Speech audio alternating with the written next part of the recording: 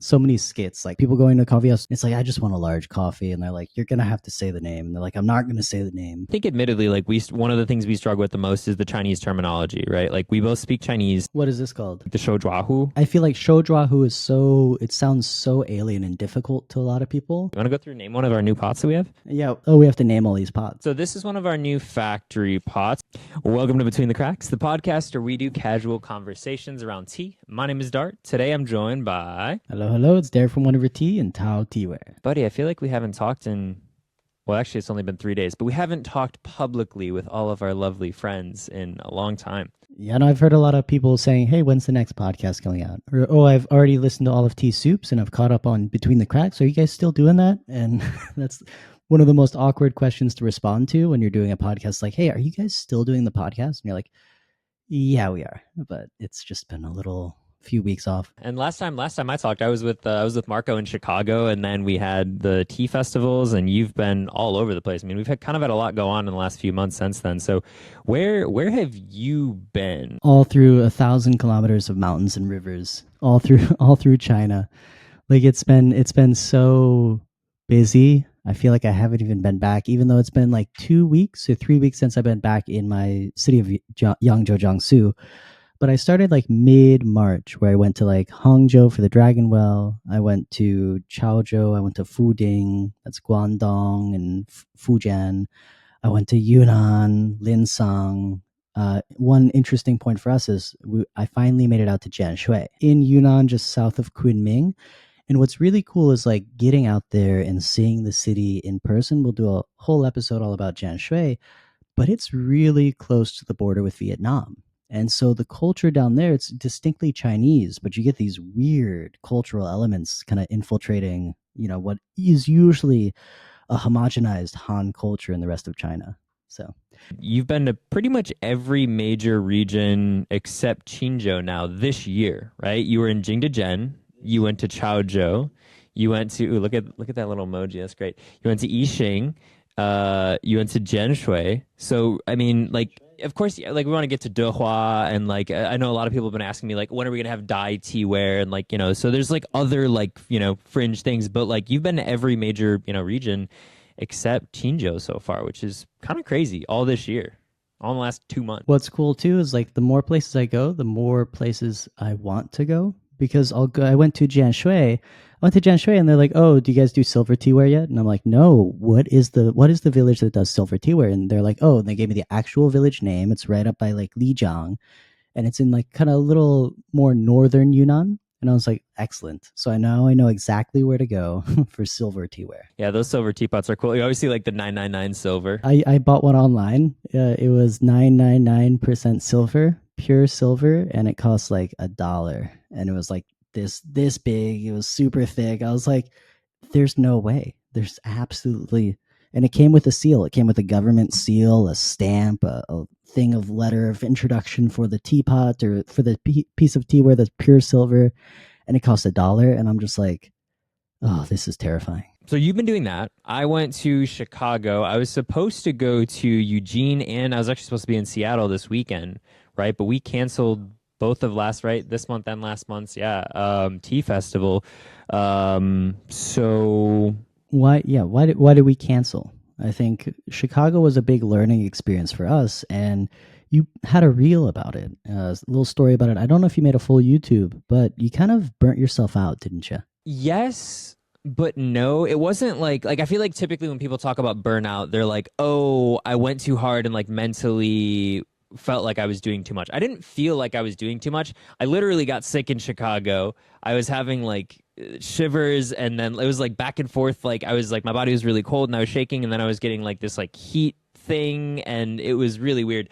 So then when I came back, the next weekend I was supposed to be going back to Seattle. It's like back to back. So the next weekend, but that means like, when did you get back to North Carolina from Chicago? Was that like Monday? Yeah, so I basically got back on Monday and then spent all day packing stuff to be shipped out on Monday. and then was supposed to fly out on Wednesday or Thursday. But the thing was, my schedule was actually even worse, like because I had pretty normal flights going to Chicago. But then I like got sick, so I was like sick packing teaware, and then like I got some more of the like shivers and like heat weird thing. And then I like looked at my flight schedule and it was like they were all like 4 a.m. flights, and I was trying to shoot like 3 videos while I was there. I'm like, I just can't do it. Like my body literally like I don't have the energy to do it. You said you had a pretty normal flight schedule for Chicago, but I remember you sleeping in your car at the airport. Is that normal, Dart? Yeah, I actually forgot about that. That's a good point. Yeah, because after I put my kids to bed, by the time I actually like drove, because I drove to Raleigh, it was like 4.5 hours or 5 hours. I'm like, I'll just crash in my car. Like it's only 5 hours. Like I'll just crash in my car. It was a terrible decision. I was like, I don't know what we're gonna do. Thankfully, I just took a nap, ate some food, and I was like able to be good for the rest of the weekend. But then I got home and it was like still persisting, and so, um, yeah, there's a good bit of reflection we had when from that. This is a really important thing about running a business and realizing like the business is like a living entity because it's both of us working together. Both of us have physical bodies that we have to take care of. And even though you're not burnt out mentally, and I know you could just keep going forever, you have to listen to it sometimes. You have to slow down and take a break. And I feel like a lot of your videos recently have kind of been reflecting ever since like that moment. I see a shift in like the video content you're making, and it's much more just like we need to slow down, we need to relax. Like I think it's a really cool trend. Yeah. And it's like, so obviously I do have this like mentorship for YouTube that I'm working on, right? And so like I'm like actively more thinking about like what are the parts of the brand that we actually care about and want to share. And I think it's really just helping the company too, because like I think sometimes when I'm trying to make better videos, or at a point when I was trying to make better videos, I was like, what is working on YouTube or Instagram or in Reels, in videos? And it's funny because I even kind of gave up the idea that like I needed to do that. But subconsciously, I was still like, well, this is working. Like catchy titles is working. And so I was still doing it in a way that appealed to like going faster. But I think the thing is, like, the whole reason that we started a teaware company and we're into tea and like is to slow down. And you're more naturally, I think, kind of just a slower like person. Like your energy is just slower. But for me, the tea provides the contrast to my actual energy, right? Like where I'm normally go, go, go, and the tea helps to slow me down.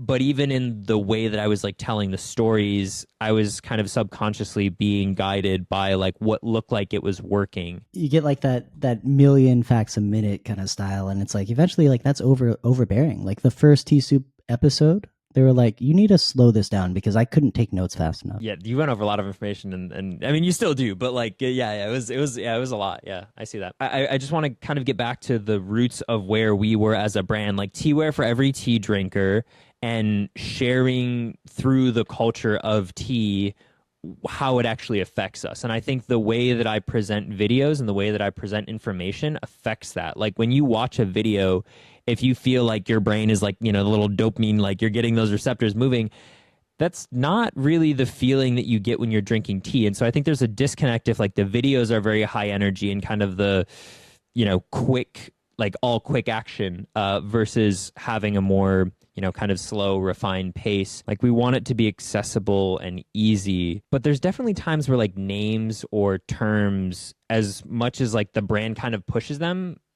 are not, right? Like where there, do you ever have those names that you just like absolutely can't stand? Like it's fully on brand. Like, you know, it's that company's, but like it doesn't give you a good interaction. Like the videos where you're like, okay, it's like shot, shot, shot, shot, shot. It's like, okay, like the names are cool or like the names are a thing. You know, it's that company's, but I don't like them. Like it always confuses me or always messes me up, or like I just don't like the names. I'm always reminded of the you see like the coffee houses. So many skits, like comedy skits of like people going to a coffee house, like, oh, can I get a coffee? And they're like, oh, which kind of coffee? Did you want the? And they have just ridiculous names, like the double trouble scoop. Do you want the simple venti? And it's like I just want a large coffee, and they're like, you're gonna have to say the name. And they're like, I'm not gonna say the name. Oh yeah, yeah. And like Starbucks sizes where it's like they're all large in different languages, and you're like, wait, which one is which? Yeah. Like, doesn't that mean the same thing? Grande and vente? Like, yeah. Sometimes it's trying to be on brand and cute and interesting, but again, you're going to alienate some people that just don't want to play that game, right? Like it fits a lot of people, but then the other people it just pushes them away. right? Like, so how do you have a naming convention that kind of suits everybody? Yeah, and I think admittedly, like one of the things we struggle with the most is the Chinese terminology, right? Like we both speak Chinese, and so like What is this called? the shoujuahu. I feel like shoujuahu is so, it sounds so alien and difficult to a lot of people. But in Chinese, it means like shou is hand, and then jua is to grab, and then, yeah, and then hu is pot. So it's like the handheld pot. And then also like the gaiwan, I feel like the Gaiwan is it's such a basic piece of tea tools, and it's just another language. Like Gaiwan, just the lidded bowl. And then even if you say lidded bowl, it doesn't quite mean anything to people who don't really know what's going on. We've kind of grown away from not really using the Chinese names, like even for shapes, even for common shapes, we don't really use the Chinese names. Yeah, and I think what's important is like part of the brand is like you said at every level, right? And so we're not just totally getting rid of the Chinese terminology; it's there still. It's just not it's not on the header, right? The header is the very like entry level. Everyone can understand this, and then the more you read, the more information, the more technical you get, and you can go as deep as you want. That's kind of the why we have to like create these names, right? But like, how do we actually go through naming a pot? You want to go through name one of our new pots that we have? Yeah, I mean that was part of the meeting before we did the podcast. Is we have to name all these pots. So this is one of our new factory pots, and we'll kind of talk more about factory pots, I think, later today as well. It's got this nice drippy glaze. It almost looks wood fired. Would you say? Yeah, I think it definitely has things that kind of make it look like it's wood fired. Like it's definitely not, but like yeah, It's not wood fired, but I think it's trying to mimic wood firing. the only thing I can think of with this one is French onion soup. French onion soup. That's so weird. Do you not know what I'm talking about? I do. I've had French onion soup before, but why? What is this? Because it always has the cheese over the top and it like drips over. Like a lot of times it'll come in like the brown like bowls as well. So like it looks like cheese dripping down the side of like a brown. I don't know. It almost reminds me a little more of the ghoul glaze, right? Remember those? Those ones people kind of liked, and we just called them like the ghoul glaze. So for me, it has this almost like a Halloweeny vibe. I'm not getting any like inspiration from the shape though. Like I feel like the shape itself doesn't really lend itself to like I'm not getting any like immediate thoughts with the shape. Got a little bit of bronze on the bottom here. I'm thinking of the Shrek onion quote. Now that you've said French onion, the layers, because it's got the layer on the outside that's nice and glossy, and then the layer on the inside that's a little more rough. Like don't judge an onion. Like onions are like cakes. They got layers. Cake, onion cake. That does not sound appealing. Does French onion soup sound appealing? Yeah, it's like the best soup ever. What do you mean? Yeah. Get cheese with broth and onions. Like what more do you want in your life? Real food. They do have a ball filter. It pours pretty well. It's a little bit heavy, so I wouldn't say like the balance isn't perfect, but it's pretty. I think it's like 150 milliliters, so it's like a decent size for like maybe two people. Like if you wanted to think of it like that. Getting into the French onion soup, like soup of the day, a la carte. Then what kind of soup would this be? Yeah, seaweed. Like I don't know. Miso soup. Yeah. What if we put soup of the day as the actual the title, instead of having like French onion soup, it would just be French onion, and then this would just be like miso. I'm good with that. That's cute. I like a pot named miso. Miso like that idea. You're so stupid. So with these, when we name them, a lot of times, like, so obviously we looked at the shape, we looked at the colors, we look at, do we have like pieces that go together? And then sometimes like it's like sometimes just inspired by the feeling. A lot of times we want to make sure that it's simple and short because we also put the milliliters after. It's like soup of the day is honestly kind of a longer one in terms of like the title. And sometimes we shorten things after the fact too. Like, okay, soup of the day is what we have now. And then maybe, I don't even know how you would shorten that. But for example, like that would be something that we do sometimes. There's not like a specific naming convention. I think we tried that in the beginning and it didn't work. Like we're like, everything's going to be an idiom. Oh yeah, everything is going to be an idiom. Yeah. And then we're just like, no, this is like, there's not enough idioms that we can like, we want the feeling of that piece. I think it helped us at the beginning stay a little consistent with the naming conventions. And now after doing this for, so many years, we have our own kind of style where it's like, oh, that doesn't sound like something we would say. It's a shoujuahu, which we mentioned is like a handheld pot. and then it has like the Qinghua of the dragon, right? And so we called it the dragon fist. In the name itself, the Shoujua Hu, you hold it in your fist, right? And then it's got the dragon, and it sounds like martial arts and stuff like that. So it has like just this really cool vibe to it. I think you named that one without me too. And that's one of the cool things. Like sometimes you get busy and I have to name some, or I get busy and you have to name some. And I feel like very rarely now, like when we started, I would come up with a name or you'd come up with a name and be like, let's keep workshopping it. But now, like, it's very rare. Like, if one of us has to come up with like 5 names or 10 names, it's very rare that we like actually change, or like maybe we just change, like, keep the idea, but like change the name slightly. Right. Yeah, there are a few times where I was like, I don't really like that name. It feels awkward saying it every time I say it, and I'm not going to talk about it. I'm not going to use that. And I remember like sometimes I see you do certain things where you're doing like a reel, doing a post or something like that, and you're like, oh, if you want more information about this, just comment Bat Cave, and people are like, can you give me more information? And you're like, did you say Bat Cave? It reminds me of like that sketch where like they're going in, can I get a large coffee? And they're like, oh, you want the double triple scoop? And like, yeah, just a large coffee, please. I mean, okay. Our first little wastewater bowl, we don't have a name for this one, and this is a solo pot by itself. It does have like a little metal lid. The base, it only fits like 2 to 300 milliliters, so it's definitely like a small single serving kind of thing. I don't know if this art inspires anybody, but if you guys have an idea, drop it in the comments for the name for this guy, and maybe if it's a good one, we can actually use it for the official name for this wastewater bowl. Do our job for us, please. Sometimes, like, I think getting away from the just doing idioms, I feel like we've come up with some really cool names that like just wouldn't have fit. So like two that I think of actually are kind of both related to IP that we're interested in, but like Petrificus totalis with the tea knife, and Pai Show. I feel like both were like, if we would have been limiting ourselves in like one thing or even like one style, I don't think we would have come up with those names. And I feel like they're super fitting, and people have like really liked them too. Yeah, no, I'm trying to think of like what we would have named them if we and we're still doing the idioms, and yeah, like it's just so much nicer like having that direct link. And Pai Show, I named the Pai Show. It was similar to the soup of the day, right? Where we had a few different styles of this Qinghua. And I was like, the first one immediately made me think of the White Lotus style, right? The White Lotus that Uncle Ira always takes. And I'm like, that's so cool. And then I was looking at the other one. I was like, ooh, the Red Dragon. And I'm like, what if this was like, a Pai Show board with different tiles? And like, this is the Red Dragon tile. This is the White Lotus tile. And I was like, ooh, this can, then it further expands all of those Qinghua cups that we're going to get, the Juren Beis, where it's like, they're all just pieces on the Pai Show board. Oh, did you ever learn Pai Show when you were here in China? Pai Show's not a real game, Derek. Oh, right. Sorry. I was just teasing you. I learned so Guandan is still one of my favorite games. Unfortunately, you need 4 people to play. So like Rachel, I mean, thankfully Rachel knows how to play. So like normally, like we can find like 2 more people. You can play Screw the Landlord with 3. Yeah. But the EQ needed to like play Guandan. Like you really have to understand your opponents and like your partner, and like it's so cool because it's just 2 decks of cards. But like it's such a Chinese game where like yeah, it's just a 2 deck card game, but it is. Like I also play Magic, right? And like one of the reasons I love Magic is it's one of the most complicated card games to exist, or like games to exist, yeah, in card format, because you can interact on the other person's turn. That's like one of the many components. But like it's a super complicated game mechanic to have balanced interaction when somebody else is doing something.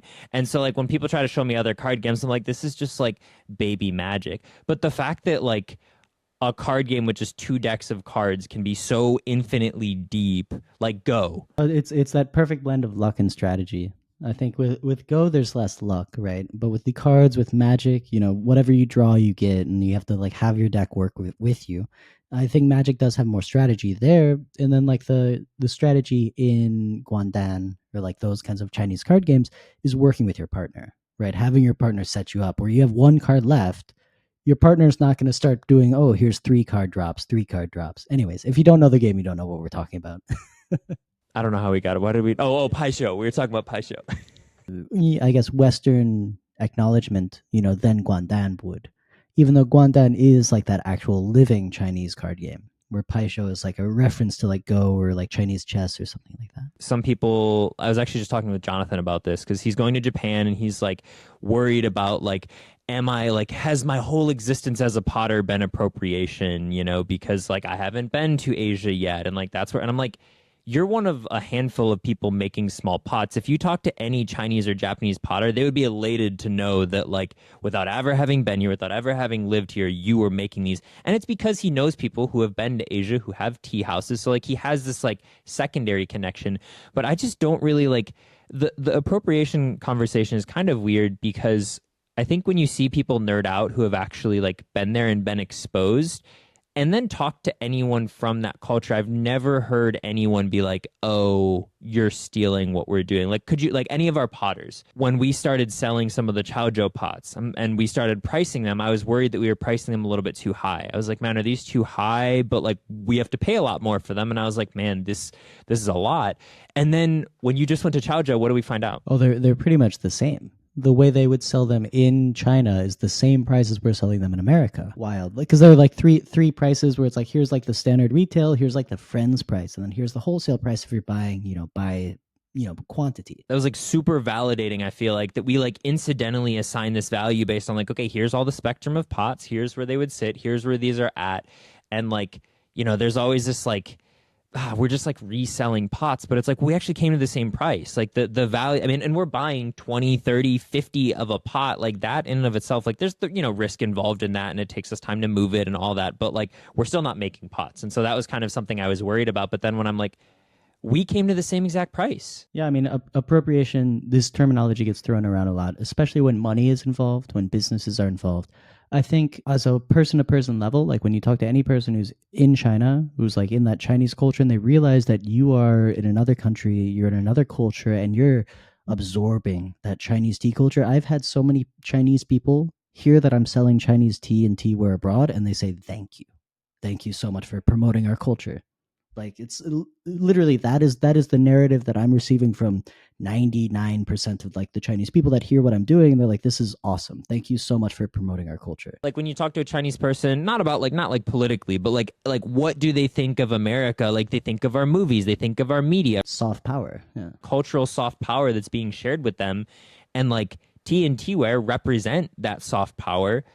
And so no one's ever going to be upset about it. But, like, the pricing thing and the resale thing was something that, I don't know, in the back of my mind was like a hang up. And then when we just, like, coincidentally, like, unlocked the floodgates in Chaozhou, which we'll talk about more in another episode, and then found out that, like, we're actually selling for the same price, and, like, that it actually, I'm just like, this is just, like, very, like, serendipitous, I feel like, to come to that.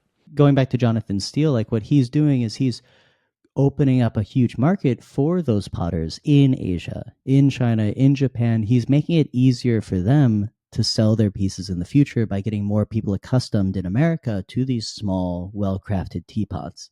And so he's doing them a service as well. Let's get into some other naming conventions here, because I've been to a lot of places where they call it the gongchang. Like in Jianshui, in Yixing, in Chaozhou, they're like, "Oh, go to the gongchang, the factory." And I go to the factory, and what do I see? I see a bunch of apprentices working on different pieces of the pot. And I'm like, so this is the factory. It's humans just like doing the same thing they would do in the studio, but on a slightly larger scale. Like, I haven't been to like massive factories where they're like whipping the laborers and stuff like that. This is the terminology, this is the connotation you would get, if you say, "Oh, it's factory made." That has like seems like it has a negative connotation, right? Yeah, and Yanni and I were just talking about this morning, like, with Yixing. She said factory, and then we, like, went to, and she went to, like, like, kind of preface him, like, no, I know exactly what you're talking about. And then we, like, kind of had a laugh over it, because it is one of those things where it's like, you have, like with Yixing specifically, you have factory one, right, which are these old teapots from a bygone era that are very high quality and, like, very sought after for the clays that were being used and the style and the time and right, all that. Then you have factory, which you think like a Chinese factory mass production, right? But then you have these, yeah. And then you have these when Chinese people are calling factories, which is like 5 to 10 people, basically like stations, right? Like, similar to how Master Kuman's apprentices are making, where it's like one person is doing one part of the process, which makes it faster and efficient, but it's still all handmade. It's just the labor is being shared, of like one person's working on one thing, which is more efficient. Usually with factories too, it's essentially there's one person that's kind of like the head of the factory that would be, like the master running it, and they're doing the quality control. Like, all the stuff goes through them at the final stage. And so similar to like what you would say a studio is, like, oh, like come in studio. Come in is not there doing all of the things, but he comes in and just checks the pieces, makes sure that his apprentices are doing it up to his standard, right? Going down the factory route even further, we used to say, and I think this kind of goes into like phasing in and out our terms and like changing them. And half handmade's another story that I have too for that. But we used to say mold made, half hand, and fully handmade, and we're going to transition into just saying factory or studio made, which also, if you know the Chinese for factory, is going to get confusing because when we say factory, we mean mass produced now, right? Like this is a factory pot. This was mass produced. This was made in a mold. They have a cool glaze that they applied to it, but there's no hands that have touched this pot, right? And that will be our factory pot versus a studio pot, which could be one person. It could be all of the apprentices. It could be, but so basically it means there was a hand that was involved in making them.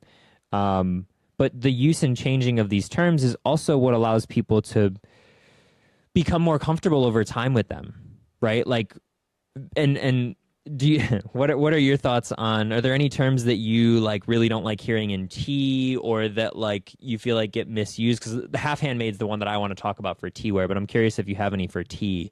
So for me, it's this idea of like wholly handmade tea. Like I would say wholly handmade tea doesn't exist because you're always using tools, right? You're always using some kind of machinery to help you. Even if it's a wok that you're using to kill the green, if it's the mats you're using to like space out the tea and everything, you're using some form of technology. And then where do we distinguish? Is it wholly handmade or is it used with machines? Like, okay, what is a machine? And then getting into the idea where it's like, okay, like sure, it's 95% wholly handmade, and then they use this one machine for this one very difficult process. Does it suddenly become not handmade tea? Is it machine made tea, or is it this always on this spectrum of like how handmade is it? Because even with these factory pots, I took a little issue here where you're like, no hands have touched this, and I'm like, usually somebody's attaching the spout, somebody's attaching the handle, attaching the filter inside, so like there is still a level of handmade to it. The opposite of what I would see with tea, where it's like it's mostly done by hand, but then a few pieces are done by machine. And it's just funny, even if it's like totally made by hand, like the white tea would be totally made by hand, and then the very end they pass it through like a sorting machine, and the sorting machine is like the worst idea of machine you could have, where it's like a conveyor belt that you just put the tea in, it's so loud and shakes all the tea. And it's like, okay, like you see that and you're like, oh, this is machine made tea, it's not so good. Like you have to qualify it because otherwise, like, how do you make any decisions? But at the same time, like it is all on a spectrum. The example I thought you were actually going to use was the fermented versus oxidized, because that's one that like that term. Right. And that was kind of more what I was thinking with the half hand thing, where like the our Chaozhou Bonbon half handmade, pots are much closer to a factory style production, whereas like our I Ching half hand pots are way more work than almost any other pots we have. And like this is what Yanni and I were having a laugh about earlier, was like it doesn't mean half hand doesn't mean anything. Like full hand doesn't mean better. And like wheel throwing is so much faster than slab building. Like it still takes way longer to make a half hand I Ching pot than it does to make a wheel thrown pot from pretty much any other city, or it could, right? I mean, obviously it's going to vary from like person to person, artist to artist. Then also what's interesting too is like the idea, like the how you structure the clay is different, right? Where with you're doing the hand thrown teaware, it's spinning out, you're pulling it up, and so that's changing the whatever the molecular structure, the shape, the orientation of the clay. I Ching, you're slapping it down, you're condensing it, it's not getting spun around very fast. And so how does that differ in the factory versus not in the factory? When I went to the factory for the I Ching teapots, they're cutting up the clay, weighing the clay, and then hammering it down, flattening it out, and then pressing it by hand into the molded shapes. And so that's different from like the other factories I've seen, where they just like put it into a machine that spins it around, right, and gives it the body shape. And so that's what we're talking about with these factory teapots. It's probably just clay that was put into a mold, spun around, and then taken out. So that's what Dart said. Like no hands have touched it. Where the I Ching clay, it's still done by hand with molds, right? At some point, you either need to have like pictures or videos to understand it, or you need to trust the people that you're like working with, buying from, and like and see. And I think that's like having the latter for us is really important. Of like, if we only had $500 teapots, you wouldn't. It might be harder to see that like differentiation. Whereas like I hope that when you pick up one of our $50 pots versus $100 pots versus $200 pots, you can tell the difference. And I feel like we get pretty good feedback that people do. But like you said, when you see the process, you understand it. I feel like a lot of people they're afraid, and I'm talking about my industry, like the tea industry and everything. They're afraid to really show these machines in operation, right? They want because handmade tea is so valuable. Everyone wants handmade tea, and they'll show the whole production, but then they'll just skip the machine part and then just keep showing the handmade production. I saw somebody showing like the hand rolled tea for like the pu'er, and I was like, oh my god, they're actually doing handmade tea, and they're like, oh well, just in small batches, just like this very very niche, very high quality. And I'm like, okay, but that's the only part of the rolling process you showed was this hand rolled tea that is not that's the tip of the iceberg of like 90% of the tea is not done like this, but you're only showing that small percentage that's done by hand. And I was like, is that kind of misleading? And like when I started like showing, like when I'm going to the factories, like the I Ching factory, it's kind of like, okay, like maybe showing everyone what's actually going on and not just showing because I spent a day with the maker doing wholly handmade teaware and I got a bunch of videos of that.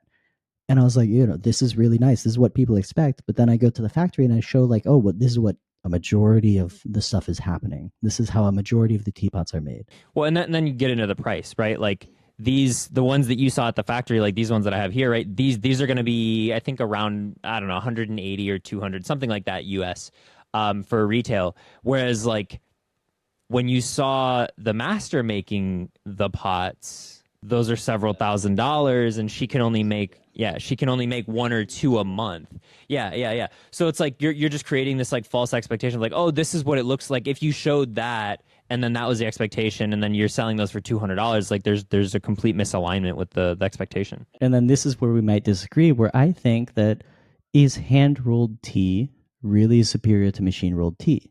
And then if so, is it exponentially superior? Where I could buy a cake of, machine rolled tea for like, $50 or a cake of hand rolled tea for 200. Is is it worth 3 or 4 times the price? I would say no. I would say wholly handmade tea is sometimes not worth the price versus the machine made tea because the machine made tea can make it like 80, 85, 90% as good, right? You might lose some of the nuances of like a master's touch, but at the same time, the machine made it's still overseen by a tea making master. Which is also one of the weird nuances too, because like for those of you guys, if you don't have context, Derek's teas with One River Tea are definitely, I would say, more toward like the boutique side, more toward like the higher end side than like entry level machine made. Like he's not selling like it's not. I don't even know. I don't even know what is starter. This is a half handmade Ming Chen Longjing tea, and I can only sell it for $2 a gram. The wholly handmade stuff would be yeah, right, yeah. The wholly handmade stuff is like $4 or $5 for the gram. And so is there a market for that? And is it worth it? And then this half handmade stuff is the stuff I love the most. Like I've tried the wholly handmade stuff and it's nice, but it's not worth that price in my opinion. And just to contextualize that, so for like when I do my tea reviews, first of all, Derek and I have already talked about this. I'm not going to review any of his teas until I have at like 20 tea reviews out, just because I don't think it would be fair, like because of obviously us being partners with this. But like my I, yeah, unfair. But like my kind of like spectrum that I've come up with thus far is like less than 30 cents a gram is like value tea. Like if you're getting any tea for less than 30 cents a gram, if it tastes good, like that's value. 30 cents to $1 is kind of your like mid range, and then like $1 and above is like your artisan or high end. Like it's it's matchas, it's dancehongs, it's like really nice green teas that like have very specific refined processes. So Derek's talking about this half hand tea being double the starting point for what I was, what I'm kind of looking at across tea companies as their like price points and still saying like there's still further to go, right? There's still higher to go. We're talking about going $5 a gram. That's crazy. I mean, not it's not, but like it is. I don't know. But I would with teapots, I would say that's not true. Like I do not. I think if you're getting a factory teapot, you have to pick, and we've had to pick which factors we want to care about and which we have to give up in order to sell a teapot that's less than, $40 to $50, basically. That's a very big part about why we are different as a teaware company, because we're, 1 foot in China, 1 foot in America. In everything we buy, I first sample. I first buy the sample sets and I look at it and I compare it, I test it, I brew with it, and I'm like, how does this perform? I think Dart's main thing is we want, was it over performers, right? Well, how would you describe an over performer? Like, Yeah, so I mean, like, just like think of anything that you ever buy. If you buy it and it feels like it's cheaper than whatever you paid for it, that's an underperformer, right? Like if you buy something and you're like, oh, this was $20 and it feels like a dollar store piece of garbage, well, you're not gonna like that. It doesn't matter. Like prices don't. So this is the weird thing about prices. Obviously, we need to make sure that we're making enough money to cover our costs and have inventory and pay ourselves and like, but outside of that scope of like us covering our costs and being able to afford like doing this, prices don't really mean anything. And there's all sorts of like philosophy behind pricing scales and pricing ladders. Regardless if you're talking about $10 or $10,000, you always want to feel like you're getting what you pay for. And I think that's one of those challenges with these cheaper pots is they can't be balanced and have a perfect pour and have a perfect lid fit and look cool and be representative of Chinese culture, and like you have to choose a concession. And so we always want things to feel like overperformers. Like when you get a $200 teapot, I want you to feel like it's worth more than that. I want you to feel like it's treasured. If you buy, a $20 cup, I want you to feel like, man, like these. I think these are really great overperformers. They're not the nicest ox blood in the world, but like for what I don't know what these are going to be like $15 or $20. Um, this is an awesome like personal Jurembe like cup to have. I think this is a great overperformer. It's not expensive. Like we have our Tsinghua cups that are $120. But again, I want it to be an overperformer regardless of what price point it's at. yeah, and I think it is like, from a vendor's perspective, it is more difficult to sell an overperforming expensive teapot. If you can get, sometimes like the more perceived value people get is getting a good deal, right? Getting spending less money, getting more value. That's like innately satisfying. You get that surge of dopamine, and you're like, man, I only spent this. Like the Chinese people are so, they love saving money. Like my girlfriend's always just like, oh, guess how much I spent on this, and I'm like, okay, now here comes the game. Like, okay, I have to pretend it's really expensive, even though I'm sure you got it for really cheap. Yeah. And so this is like that game of perceived value, right? But the funny thing, so like, I think you're right. I think it is harder, just like it probably is to, to sell $5 per gram tea. It's harder to sell that. But I think as we found, like, as we've gotten closer with artists, it's not hard to find things like it's easier to find a handmade piece that's worth it and is an overperformer than it is to find a cheap like a factory piece that is an overperformer. But the thing is more people are going to be looking for a $30 teapot or a $50 teapot than a $500 teapot. And so I think that's where we're kind of at right now in our like, journey as a company, is like trying to find these cheap dollar amount factory things that overperform and have some of the essence, some of the pieces, some of the parts of a much more expensive piece. I think you make a really good point there, because like with the studio pots and everything, like it's worth the price it's worth. Where it's like if they're like, oh, this is going to cost, we can only sell it for $200. I'm like, yep. I mean, it's going to be worth $200. No issues. With these factory pots, it's like, okay, like we could sell this for $30, and I get it. And I'm like, I would not pay 20 for this. I would not pay $10 for this. Like, send it back. Yeah. And so there's so many things that I have to go through. And so, yeah, what do we look for, right? You mentioned like the balance, the lid fit, the pour. So I do heat retention as well, especially with the Shodra Hus, with the Gai Wands and stuff. Any of the travel sets that have the handles on them, the wooden handles. It doesn't matter. The wooden ones, because even remember the moon one that we got. It really doesn't matter. I feel like anytime if you see a handle on the side of a travel pot, leave water in it for a minute. I guarantee you will not be able to touch it. And that's like one of my biggest issues with those specifically. I don't care about heat retention. Like on these, I know that you have to pinch grip these. I don't care about that. Like that I'm fine with. But like specifically the Shojuahu's heat retention, yeah, is really bad. For this guy, like the reason it works so well is because the handles are on the rim, right? It's you're holding it still like a gaiwan, and so this area here is going to get very hot. If the handles were here, I don't care if it's wood, I don't care how thick it is, it's going to absorb the heat and burn your fingers, right? For teapots, I think there's really two things. I like a smooth pour. I think there's no one ever who is disappointed by a smooth pour, regardless of how much a pot costs. So that's always nice. If it drips over, I think that's an issue. And you know lid fit is not going to be good, right? Like lid fit is never going to be like very good on a cheaper pot. And so I think the ergonomics of the pot shape needs to be conducive to not spilling over in order to like make that better.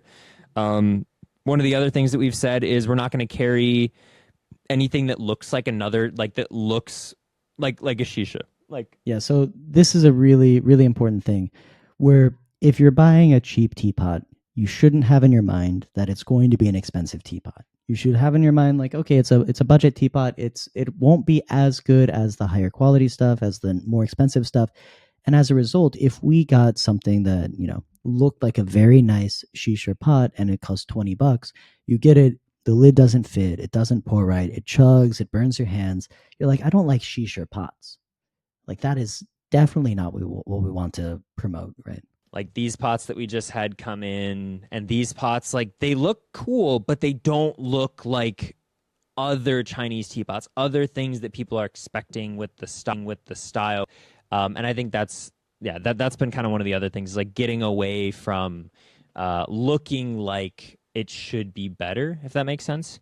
I think it's almost like copying a brand, right? Where it's like if you this brand is always has really good high quality stuff, like Gucci or something like that.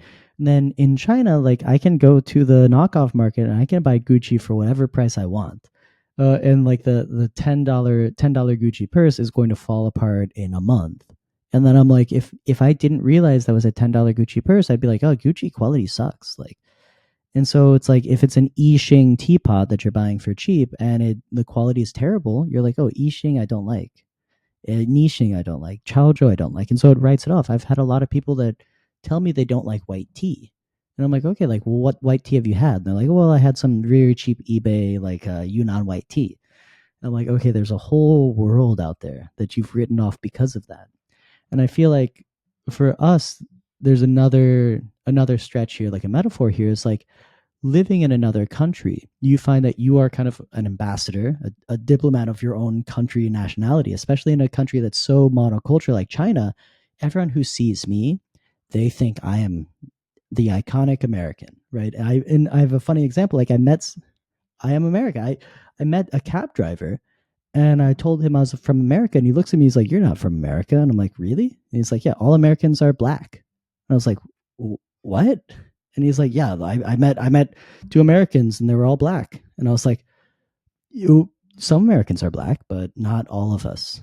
And just like thinking about that, it's like imagine like if I was rude to him, if I threw litter on the ground, if I did something that gave him a negative perspective of America, then he's like, all Americans are like this, right? Well, okay, yeah. Like, let's ride that with China, right? You can buy something in China for any price you want. You want to buy a table for $4, you can buy a table for $4. You want to buy a table for 4 yuan, like 40,000 RMB. What is that? Like 6,000 US dollars. You could also buy a table for that. And like because we're only exposed to the cheap stuff, I think there's this idea that like Chinese stuff is made cheaply. And then we like conversely now we're talking about tea and teaware where there's already a culture and appreciation for tea and teaware, and you say this is a $200 pot that holds 3 ounces, and you're like, wait, what? Like, why is this teapot? Because there's like a disconnect with the value and the value proposition and like the understanding of the thing. And so if we bring this shaped teapot that's like just a factory made dollar teapot, you know, or $5, $10, $20 teapot, that becomes the perceived value and the idea of that thing. And I don't, we just don't want that. Like that's, you know, where, like, yes, when I lived in China and Derek living in China as a representative for America, now we are representatives for this like Chinese tea thing that we do. And it's the same thing. Yeah, and so it kind of goes to, as we mentioned, like this connotation that people have for Chinese factories. And we're going to boldly start using like the term factory and not in a negative way. And like we're just using it as a means of production where it's like, okay, this is a factory teapot. Sure, there's a level of mechanization that's not there in the smaller studios, but they're also making things that are more affordable for every tea drinker. I'm not sipping anything because it is almost bedtime for me, but hopefully within the next couple weeks, we'll be sipping on our teas that have been in customs for like a month and took twice as long as the teaware to get here. Yeah, balloons. Yeah, yeah. Can we get one of the other? Like, got the all the yeah all the crazy. Um, so hopefully we'll have some tea. Hopefully we'll have some of our own tea. We have 4 teas coming from Linsang. Thank you, Derek. We'll have our white teas that'll be on the way. But hopefully that's what we'll be sipping in the next couple weeks. I've been drinking honestly a little bit of everything recently. Yeah, as I mentioned, I've got this Mingchen Longjing on in the cup on tap.